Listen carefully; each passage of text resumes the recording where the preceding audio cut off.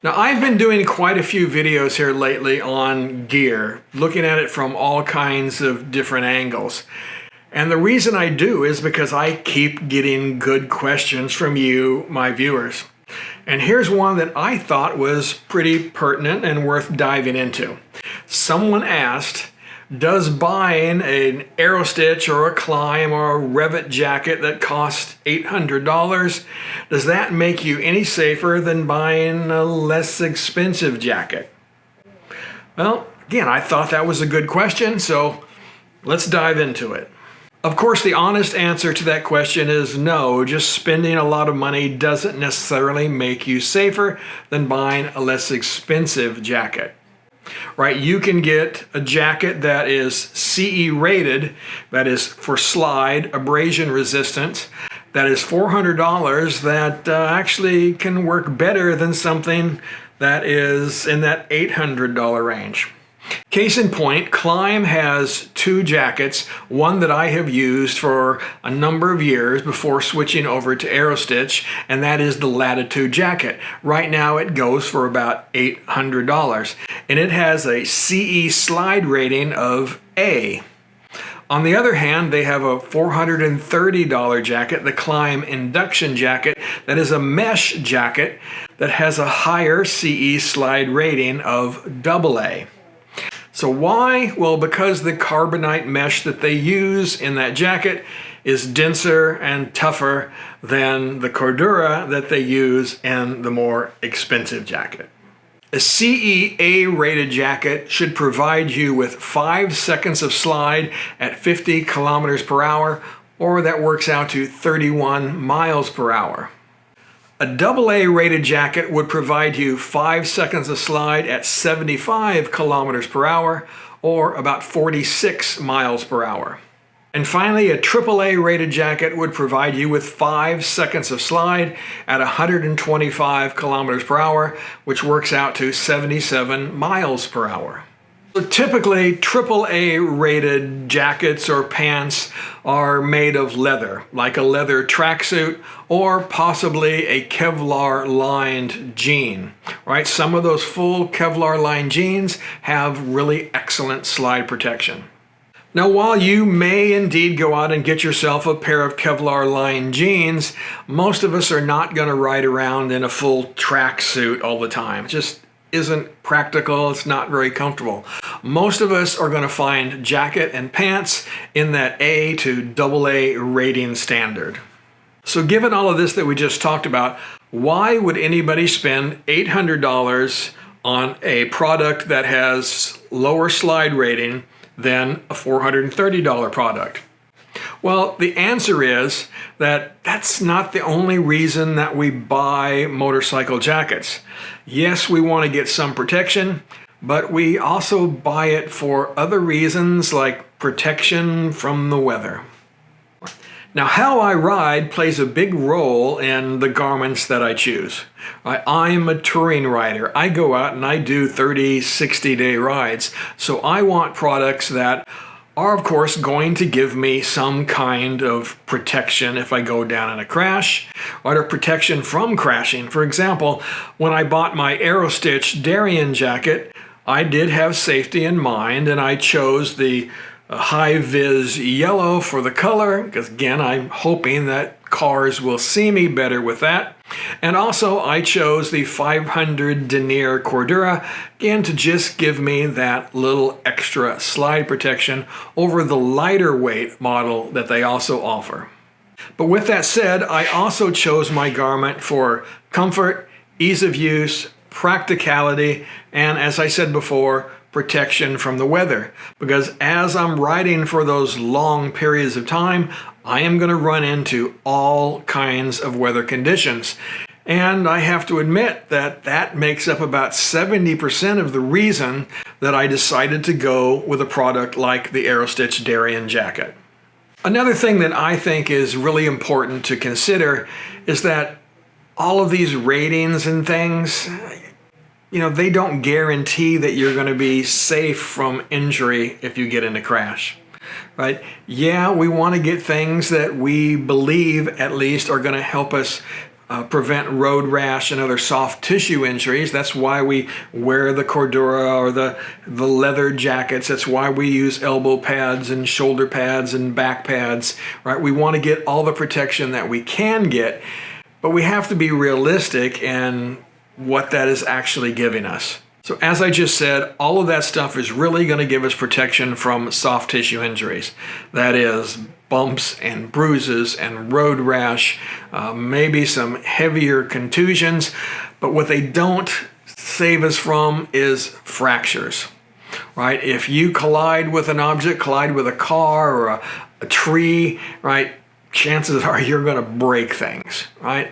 Those ratings are not going to do anything to help prevent those kinds of injuries. Everything has its limitations, and I think that even though I strongly suggest we use it, we also need to understand those limitations. We also need to understand that what is going to keep us safe is not necessarily the clothing that we wear. It's going to help a little bit, but what's really going to keep us safe is our actions, right? The decisions that we make.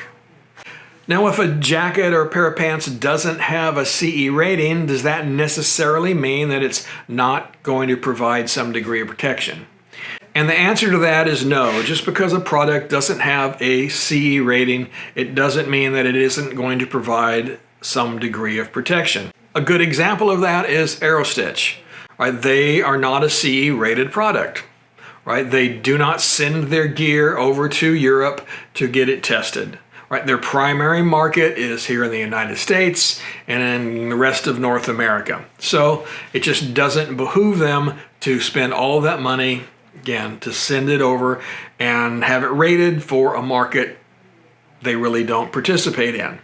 Also, AEROSTICH has been making gear since 1983, and they have a long history of people who have had crashes in their products. Right, hundreds, if not thousands of people, and they have all kinds of testimonials on how well the gear held together and how it protected them. We are fortunate that most motorcycle accidents are at low speeds.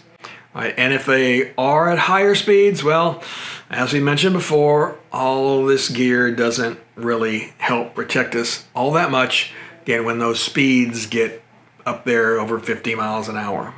I think ultimately for me, it gets down to the fact on whether or not you trust the manufacturer of the gear that you are purchasing from.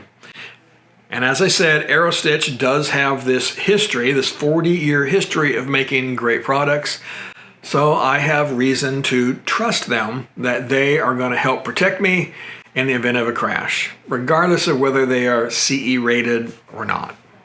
So that brings me to the other things that these kinds of jackets do better than less expensive models, right? And that is provide that protection from the rain, right? And they do it with, again, me having to carry less gear, having to stop and swap on rain suits and all of this kind of stuff that I don't really enjoy doing. So I would rather spend the money on a good product that has a waterproof, breathable membrane in it, something like an AEROSTICH, like a Climb, like a Revit that uses, again, Gore-Tex or TL-Tex or some other kind of waterproof, breathable membrane. I find that these things work really, really well. Again, as I've mentioned in other videos, as long as you maintain the jackets properly. They, of course, have their limitations. They can get overwhelmed, but under most circumstances, again, they work extremely well. They took me all the way to Alaska and back home in some very rainy conditions, again, and worked just wonderfully. So for me, that is the primary reason I buy products, again, like my AEROSTICH Darien jacket, right? Not just for the slide protection or the impact protection or the visibility, but primarily for the weather protection that they offer. Again, for me, that's a big deal. So does that mean that a lower cost jacket won't also keep you dry or keep you warm? No, you can go out and find ways to make that happen by purchasing a lower cost jacket. Right, a lot of them now will have an internal waterproof membrane, right, that you can put on or take out as you need, right? But for me, what ends up happening with those products is that outer layer of the jacket gets really wet and it gets really heavy. I've had some experiences with jackets like that in the past. And again, they may have gotten better here nowadays, but again, based on my previous experiences, I would rather go with, again, something like a laminated product, again, like that Darien jacket.